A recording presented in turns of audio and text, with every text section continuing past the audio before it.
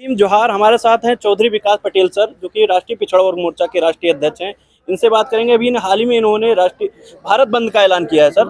क्या किन मुद्दों को लेकर भारत बंद का ऐलान किया सर? देखिए, अभी भारतीय जनता पार्टी के लोगों को ओबीसी के सम्मान की ज़्यादा चिंता हो गई है।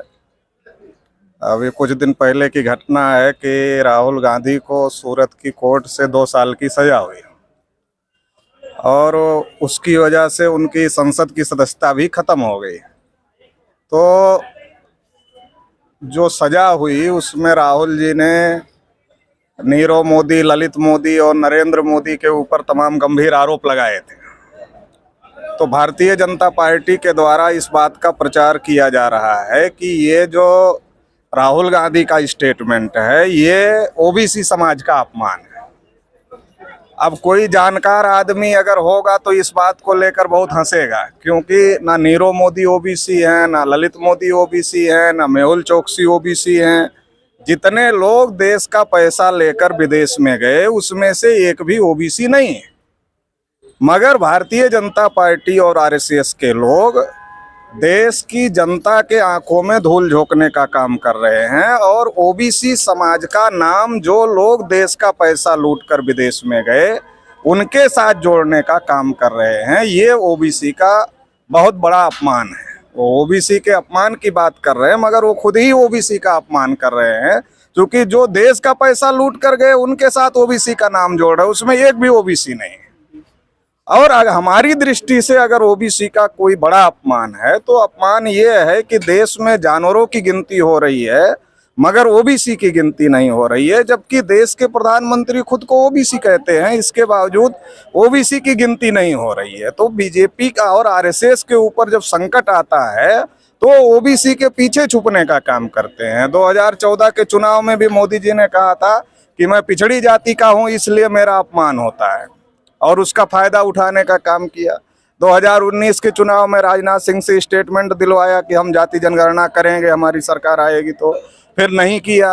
और अभी 2024 के चुनाव को ध्यान में रखते हुए ओबीसी के अपमान का मुद्दा उठाने का काम आरएसएस बीजेपी के द्वारा हो रहा है, जबकि देश में जानवरों की गिनती होती है मगर ओबीसी की गिनती नहीं कर रही है आरएसएस बीजेपी।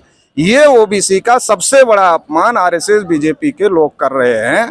तो इस अपमान के खिलाफ में, जो ये अपमान ओबीसी समाज का आरएसएस बीजेपी के लोग कर रहे हैं, इसके खिलाफ में और जाति आधारित जनगणना हो, ओबीसी की गिनती हो, इस मांग को लेकर हम लोगों ने 4 चरणों में आंदोलन घोषित किया हुआ है, जिसके 2 चरण हो गए और अभी तीसरा चरण 17 अप्रैल को राष्ट्रव्यापी रैली प्रदर्शन होगा और 30 अप्रैल को भारत बंद का आह्वान किया गया है।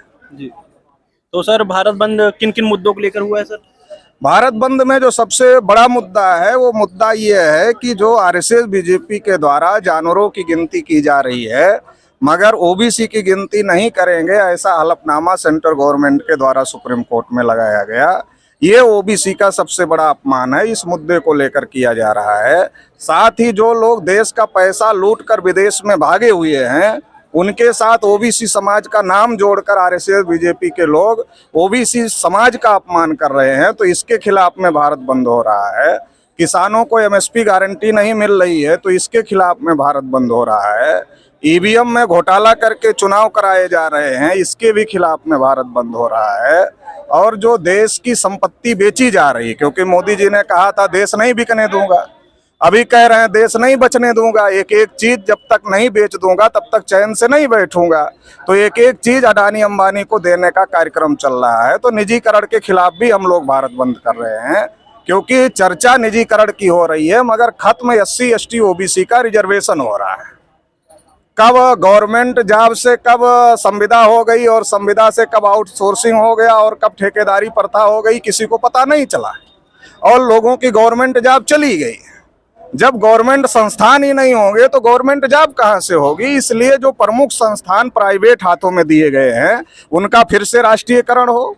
और निजी क्षेत्र में भी जब आप अडानी अंबानी को जनता का पैसा दे रहे हो, पूंजीपतियों को जनता का पैसा दे रहे हो, जनता का पैसा लेने में उनको ऑब्जेक्शन नहीं है, सरकारी पैसा लेने में ऑब्जेक्शन नहीं है, तो सरकारी योजना लागू करने में क्या ऑब्जेक्शन है? सरकारी योजना है SC ST OBC का रिजर्वेशन, अगर आप अपने डेवलपमेंट के लिए सरकारी पैसा ले रहे हो तो सरकारी योजना भी लागू करो। तो निजी क्षेत्र में भी SC ST OBC को रिजर्वेशन होना चाहिए। इसके लिए भी हम लोग ये भारत बंद कर रहे हैं। पुरानी पेंशन स्कीम का मुद्दा है और भी आदिवासियों का विस्थापन हो रहा है, ये भी मुद्दा है। NRC CA का भी मुद्दा है।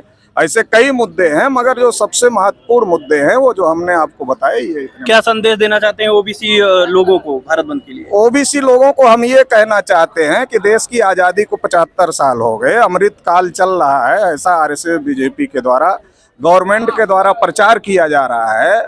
मगर उस अमृत में OBC समाज को कोई अमृत नहीं मिला जो 75 साल में अमृत निकला, क्योंकि हमारी गिनती ही नहीं हुई तो हमें कहाँ से अमृत मिलेगा। तो इसलिए हमारी गिनती हो पहले, फिर हमको कुछ मिल सकता है। तो ये गिनती के लिए भारत बंद हो रहा, नहीं तो RSS BJP के लोग तमाम प्रकार से OBC के लोगों को हिंदू मुसलमान के नाम पर उकसाने का काम कर रहे हैं, भड़काने का काम कर रहे हैं, लड़ाने का काम कर रहे हैं। तो 75 साल से हम और मुसलमान लड़ रहे हैं, ना हमारा फायदा हुआ ना मुसलमान का फायदा हुआ। तो अभी हमें अपने हक अधिकार के लिए लड़ने की जरूरत है। उसका एक ही फार्मूला है, जिसकी जितनी संख्या भारी उसकी उतनी हिस्सेदारी, सबकी गिनती किया जाए और जिसकी जितनी संख्या है उसको उतना हिस्सा सभी क्षेत्रों में निर्धारित किया जाए। अगर ये OBC समाज इसकी लड़ाई लड़ता है तो ही OBC को उनके हक अधिकार मिलेंगे। इसके लिए हम लोग भारत बंद कर रहे हैं। तो इसमें पूरी ताकत के साथ OBC समाज को शामिल होना चाहिए, और केवल OBC समाज ही नहीं, क्योंकि ये संविधान को बचाने का मामला है, लोकतंत्र को बचाने का मामला है और SC ST OBC माइनॉरिटी के हक अधिकारों से जुड़ा हुआ मामला है। तो इसलिए तमाम जो मूल निवासी बहुजन समाज के लोग हैं, उनके संगठन हैं, उन सबको हमें आह्वान करते हैं कि इस आंदोलन में पूरी ताकत के साथ शामिल हो और इस आंदोलन को सफल बनाने का काम। बहुत बहुत धन्यवाद।